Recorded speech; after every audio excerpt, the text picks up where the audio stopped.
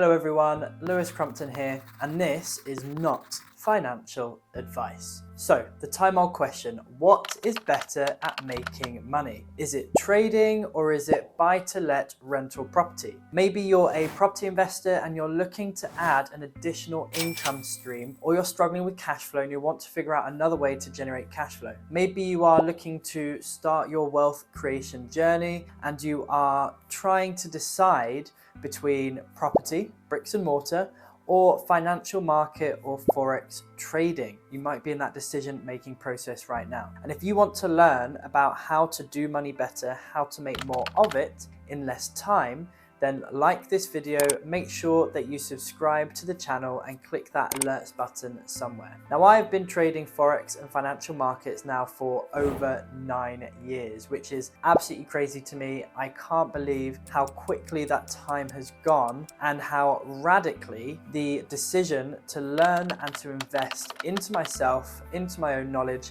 has changed the entire trajectory of my life, really. And after a few years of trading Forex, I took that capital that I'd made through increasing my account balance, used that success that I'd had in trading, and decided to start investing in property as well. Now, over the course of the next 18 months from that point of buying property, I actually bought 10 properties, which was a mixture of buy-to-lets and a mixture of multi-lets and HMO properties. Now, I tell you that not to brag, because there are people who have achieved way more in way less time than I have. The only reason that I tell you that and what I achieved in property is because I want you to know that I do know a thing or two about property investing and also about trading as well. So, who better then to ask the question about which is better, Forex trading or buy-to-let properties, which is the best investment and which one should you start with? So let us start out by listing some of the good points of owning a buy-to-let property, because there are good points on both sides. And I'll try not to let my bias get in here. But number one point with property is that you own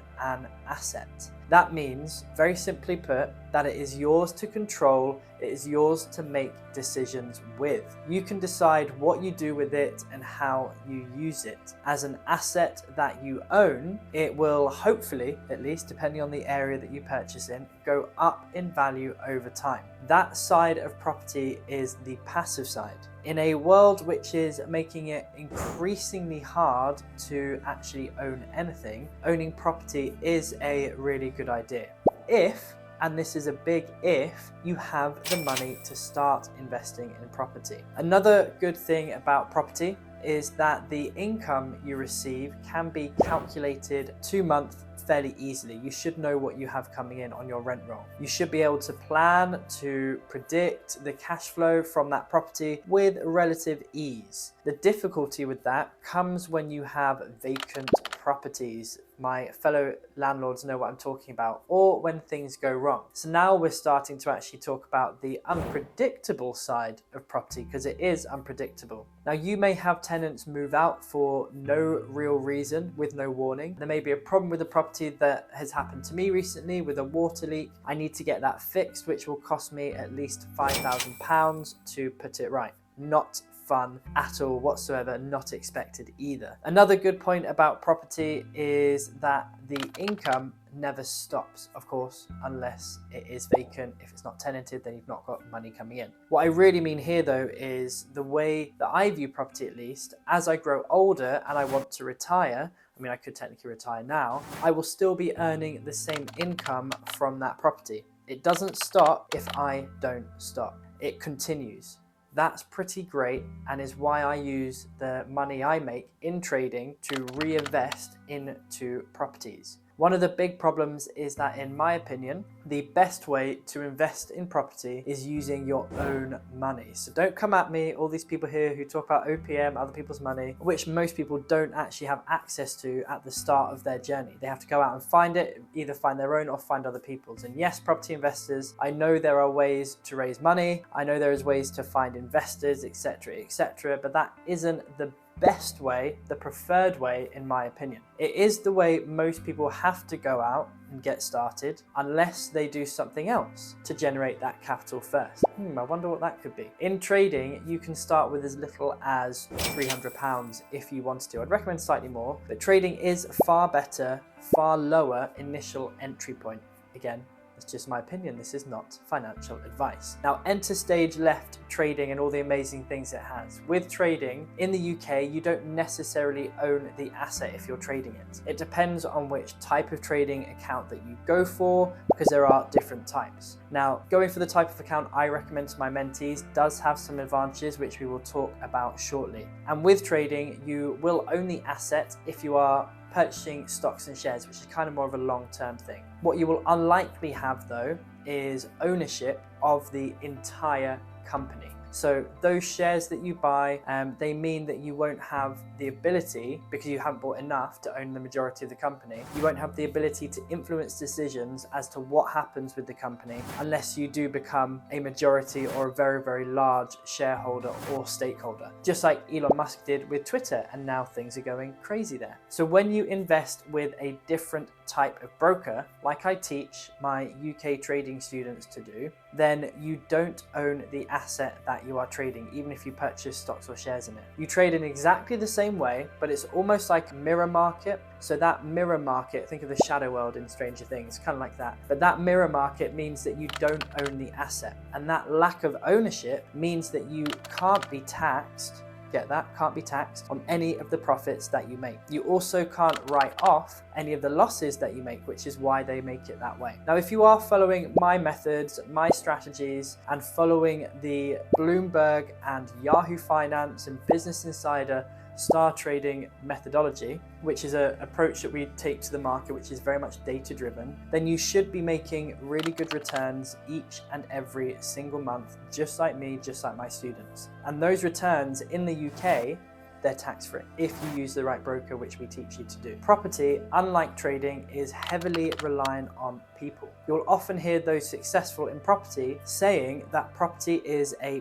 people business, and they aren't wrong. Think about all the different moving parts, all the different people that are involved to make property work. Think about all those links in the chain that could easily break and cause you to be holding a bucket which has holes in it, causing you a problem. Now, we don't have that in trading. All you need as a trader is you, a computer, an internet connection. Don't believe what you see online that you need a Rolex and a Lamborghini, and you need the ability and the right knowledge in the right way at the right time. So you need to be able to apply it in that way. Does it take time to learn and master? Of course, but I help people rapidly get trading live, get trading safely and profitably through mentorship with my team, which saves them a heck of a lot of time and lost capital through silly little mistakes which everybody makes when they first begin. Property, by its very nature, is quite fixed, and it is locked into one place geographically, obviously, unless it's a caravan. And one of my greatest joys about trading is being able to make money no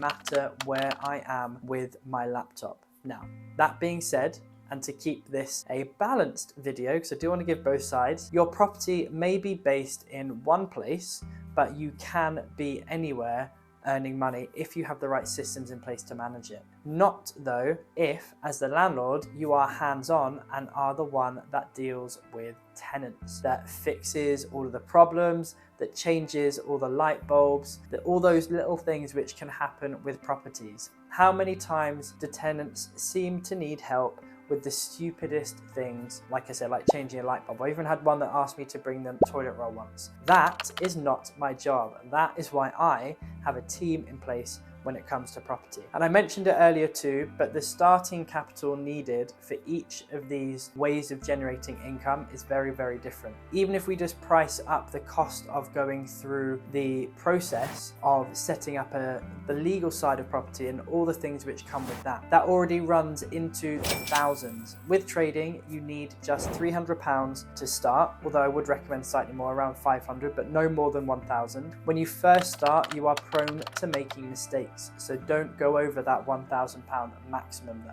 If you think the process of buying a property is quick, think again. It could easily take you 6 months to actually buy a property, let alone find one, let alone renovate it, let alone tenant it as well. The process often takes longer than 6 months. And if you started learning to trade today, depending on if you were going to go out there just by yourself and teach yourself online, if you have support, you're going to be trading confidently in a lot less time than it takes to buy a property. And then you have a skill for life, which repeats and repeats and repeats. You don't have to go out and find it again. Some people enjoy that property has a fixed income each month, as long as it's tenanted. And I'm actually one of those people. It's one of the reasons why I like to invest in property. It lets me plan and it lets me predict. The nature of property though is that the amount of rent you receive for the property will rarely increase substantially. It may go up over time if rent demand in that area goes up, and we're seeing some of that at the moment, and some areas do track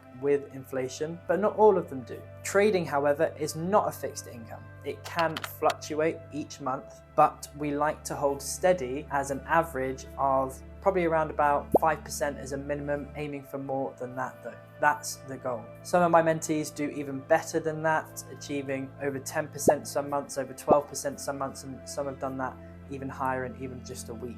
The way that trading income works is that it grows exponentially.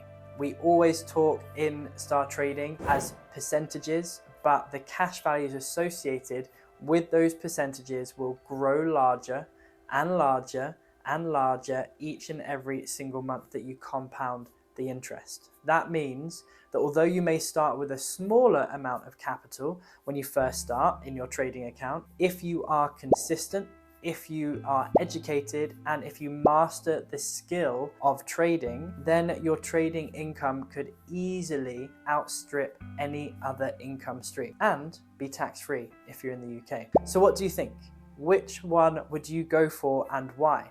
Maybe the answer will change depending on what stage of the journey you're at. Let me know in the comments section. And if you want to learn more about how to do money better, how to make more of it in less time, then like this video, subscribe to the channel, and make sure you turn on those alerts. Share this video with someone who you think it might help or who's trying to make that decision as well. My name is Lewis Crumpton, and this is not financial advice.